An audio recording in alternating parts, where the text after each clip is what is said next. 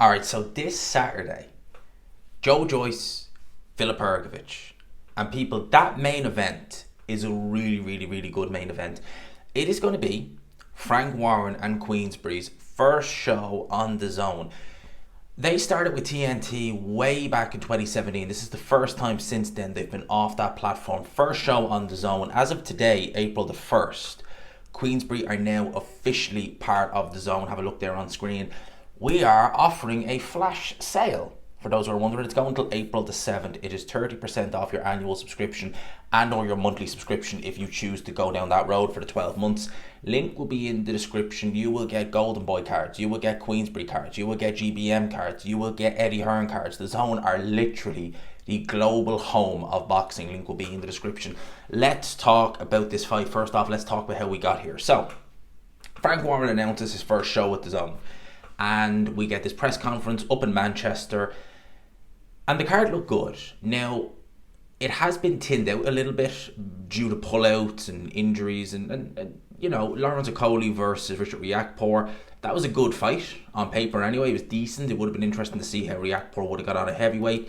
It's not going to happen. Obviously, we know Lawrence Okoli pulled out of that fight. Does he have bigger plans? We don't know. But that's not happening. We do have Delicious Ori. Yes, that's his name, Delicious Ori. God help him. We do have him making his pro debut. We have David Alaye versus Jamie TKV, which is going to be a good domestic clash for the British title. And we also have main event. And we originally had Joyce versus Dillian Whyte. For me, that fight was not terrible. I was making Joyce the favourite. It was a real loser leaves town type of affair. And I thought that Dillian Whyte would be the loser in that because Dillian Whyte has looked terrible for a long time now. I mean, the last time he looked good in the fight was when he fought an ancient, washed to bits Alexander Povetkin 4 years ago. And a lot of people, act as though the first fight, Povetkin looked good in it. No, he looked terrible in the first fight as well. Dillian Whyte made a mistake and got chinned. A lot of people be like, oh, well, that wasn't the Povetkin who fought it. No, that was basically the same Povetkin who fought him in Eddie Hearn's back garden. The only difference is this time Dillian Whyte didn't make a mistake. So he hasn't looked good for a while. And again, Povetkin was over the hill at that point, way over the hill. The last time he looked really, really good against an opponent, I mean, could you say Parker? Rivas? Really? A while ago. So Dillian Whyte going into this fight, I was thinking, oh God, although Joyce hasn't looked good, Dillian Whyte's looked even worse. So it's probably going to be a Joyce win. He pulls out with an injury to his finger. And looked quite bad, the injury as well. Now we have this. Now, this is it's not a rematch of sorts, but they have met in the amateurs at least once, Joyce winning in the WSB, the World Boxing Super Series, which is kind of like a semi-pro type of fight. Now, that was a long, long time ago. Joyce was a lot fresher. He was a little bit faster, certainly in terms of footwork, and he used them to very, very good effect. It's kind of stuck it on Filip Hrgovic from the outset. Now, Joyce, I think, can do something similar in this fight, but I don't think he can quite do what he once did. Filip Hrgovic coming into this fight, he's coming out the back of a loss. Both guys coming in off the back of a loss. It's going to be apparently a 10-rounder as well. So I would say that maybe benefits Hrgovic slightly more. You got to bear in mind as well, Filip Hrgovic is now a Queensberry fighter, so this is an in-house fight. So it's not like he's coming over from Matchroom or whoever. It's all in-house. So for the winner, really for Frank Warren, I'd say it makes no difference. So it might favour Hrgovic in that sense. Now, that's not because Hrgovic, I think, has bad stamina. No. Hrgovic, again, certainly against Dubois, fought a very, very reckless fight early on. He had a lot of success and he was lighting Daniel Dubois up. But he was throwing for someone of his size, a really insane amount of shots. Really quite incredible, really. But obviously someone that big is going to gas very, very quick. Even a smaller heavyweight like an Usyk, I mean, if he set a really, really high pace like Hrgovic set, he'll probably be able to last longer, but like he's going to feel it too. It's really, for heavyweights, that was a really incredible pace he set. He couldn't sustain it, he gassed. It made him more of a stationary target. Daniel Dubois was able to land, he got cut and ultimately got stopped, right? But he never touched down. You're talking about Joyce, who has a very good chin, even though he's been down a couple of times, and you could say it was probably certainly dinted by Zhilei Zhang, one of the best punchers in the division. Easily top 3 puncher in the heavyweight division. So Joyce has a good chin. Hrgovic, I think, has an even better chin. So I think this is really a distant fight. I'd be very surprised to see this end early. If anyone's going to get a knockout, I would say it's going to be Filip Hrgovic. But again, I don't envision this being an early fight. He doesn't have, Filip Hrgovic, that type of Zile Zhang, boom, your lights are gone, it's over. He doesn't quite have that kind of power. I think he'd sooner wear Joyce down and stop him late than he would just Zhang, just boom, your lights are out. So I think this fight's going late. A lot of people have been asking questions given the fact that Hrgovic's coming in on a month's notice. It's enough time, and he's been training up there in Big Bear Gym. And there's something there when, I heard he was fighting, or he was being trained by Abel Sanchez, that I don't hear a lot of people talking about, a lot of people mentioning. And some people are saying, is it the fact that Abel Sanchez is able to, get a lot of power out of his fighters, the likes of Gassiev, the likes of Gennady Golovkin, big punchers, Abel Sanchez got a lot of power out of them. And I'd say, yeah, that's one of the things, but are we forgetting something? Are we forgetting something about Joe Joyce? Are we forgetting the Joe Hanks fight? Who was in the corner that night for Joe Joyce? I'll give you 3 guesses. Yeah, Abel Sanchez. I believe it was only that fight. Now, you can correct me if I'm wrong on that one. It could have been more, but I think that was the only fight. Again, correct me if I'm wrong on that one. But he was in the corner that night when he fought Joe Hanks. And for me, it might have been another fight as well Abel Sanchez was there for. But for me, that was probably the hardest it certainly looked on the surface Joe Joyce was hitting. So Abel Sanchez is able to get a lot of power out of these guys. He is a good trainer. He's been a bit in the wilderness the last couple of years since Golovkin left, since Gassiev. And Gassiev hasn't looked the same since leaving Abel Sanchez either. So Abel Sanchez is a good trainer. He's been in camp with Joe Joyce, albeit many years ago now. But Joe Joyce, again, that wasn't like he was training a 20-year-old Joe Joyce who's now in his mid-30s and he's developed and stuff like that. No, he was training Joe Joyce in his early 30s. He's now in his late 30s. So essentially he's a much of a muchness. And the Joe Joyce who fought Hrgovic in the amateurs, he had more of his footwork about him. He was a little bit faster in terms of foot speed. So it's a very different proposition now for Joe Joyce or for Filip Hrgovic when he looks at Joe Joyce to what it was back then.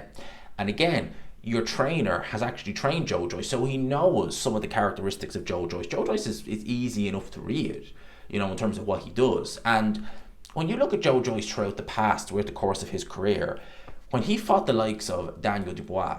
Now, Daniel Dubois is a very, very big puncher. We all know that, one of the biggest in the division. And that win has aged very, very well for Joe Joyce. Very well, extremely well. But when he fought Daniel Dubois, he really used his footwork and his jab to win that fight. He wasn't really reckless. You notice that? Like, we would associate Joe Joyce as being quite a reckless fighter, and he is. Quite reckless, leaves the chin in the air, relies on that chin as opposed to having a good defense and footwork. But against Dubois, he actually relied on his footwork and his boxing ability, his jab, and it won him the fight. It busted Daniel Dubois' eye up, and he eventually took a knee and sat out the count. Now, that was the last time we really seen that version of Joe Joyce. I think one of the problems, he went from that fight, I don't think he did much in 21, he might have fought Takam or someone like that, and then he went into Joe Parker, during which time people started to say, this guy's got an iron chin, he's granite chin, this, that, and the other. And that went to Joe's head an awful lot. You could tell that was going to his head, to the point where he started just relying on that chin rather than relying on the boxing ability. He's not an Alexander Usyk in terms of finesse in there, but he had a bit of ability. He certainly did. Foot speed when he wanted to use it. I don't think he has it now. And a good jab. He ignored all that and he fought one of the most bizarre fights against Zile Zhang, where he was just so reckless and so easy to hit and so open. Again, relying on that chin and doing it against a massive puncher. And we saw in the rematch, it was even worse. And he's been like that ever since. He's just not been using that jab. He's not been using his footwork. Whether he has it or not now, jury's out on that one. But he can do it. And I think that if he had done it, he might have been able to maybe even potentially win fights like against Zile Zhang, potentially, because we all know Zhang has terrible stamina. And Joyce, one of the things he does possess is really, really good stamina. So for me, a 10-rounder actually favours Filip Hrgovic, because if this was fought in a 12-rounder, we saw against Eric Chisora. Chisora was really tired by the end of the 10 rounds. Had that fight have been a 12-rounder, we might not be talking about Derek Chisora challenging for an IBF title. We would be talking about Joe Joyce potentially, this being another eliminator for Daniel Dubois. You know what I mean? So the 10-round distance from me favours Hrgovic. I think the fact that Hrgovic hasn't taken as much damage as Joe Joyce, I think that he's fresher. I think under Abel Sanchez, he appears to have a bit of a new lease of life. He has had some shaky performances though, Filip Hrgovic, even prior to the loss against Daniel Dubois. He looked, I mean, to go 12 rounds against MC McKeown for a town with a blitzman around, I mean, that just kind of, that's not a good look. And even prior to the Dazn fight, he had looked fairly lazy, lumbered and laxed in a couple of fights. Now maybe that had stuff to do with the fact he wasn't fighting the highest level of opposition. We know he lost his dad, and that had, obviously had a big impact on Hrgovic. Now that he's tasted defeat, he's in there in a new environment, new atmosphere with Abel Sanchez, it could yet bring out the best in him. This fight right here, over 10 rounds, over 12 rounds, I would say it is a very competitive fight. It's a fight that I could easily see Joyce maybe nicking, but over 10 rounds, I'm going to go with Filip Hrgovic to win this fight. I think Joyce needs to use his jab. I think he needs to try and use his feet. I also think he needs to try and actually stick it quite early on Filip Hrgovic, a bit like he did in their amateur fight, and just see what he can do with that. See if Hrgovic kind of goes into his shell a little bit. If Filip Hrgovic sticks it on Joyce early, he needs to be something that he's not been for the last couple of years, wary of defense, because Hrgovic will come out like a bat out of hell. I think with Abel Sanchez, he'll be a little bit more circumspect, a little bit more reserved. I know Abel Sanchez likes the knockout, but it's not reckless. He's never... You see Gennady Golovkin, he was never reckless or anything like that. Maybe at times you could say against non-punchers like Willie Monroe, maybe. But I think that, it's going to be a measured performance. He's not going to punch himself out. And ultimately, I think if a knockout comes, it's going to be Hrgovic. But I think Hrgovic's going to win this fight on points. A 10-rounder, again, it really benefits Filip Hrgovic, really does. I'm not saying that because he's got poor stamina. I don't think he does. But I think that if he does start to maybe feel the pace in the 8th, 9th round, knowing that it's a 10-rounder, he's all good. Whereas Joyce could be thinking, he's holding on a little bit, he's gassing, it's round 9. Oh, I've got another couple of rounds to go. No, I don't. That could be the difference between this fight. The 10-round distance as opposed to the 12-round distance. I'm going with Hrgovic to win this fight, probably on points, probably unanimous decision. But I expect a good fight. We will be doing a live watch along for this fight come Saturday night. Make no mistake about that. We're doing it for the co-main as well as the main. Let me know your thoughts in the comment section below. As always, people, I hope you enjoyed the video. Smash the like button if you could. Hit subscribe, of course, as always, if you haven't already. And until next time, peace and love.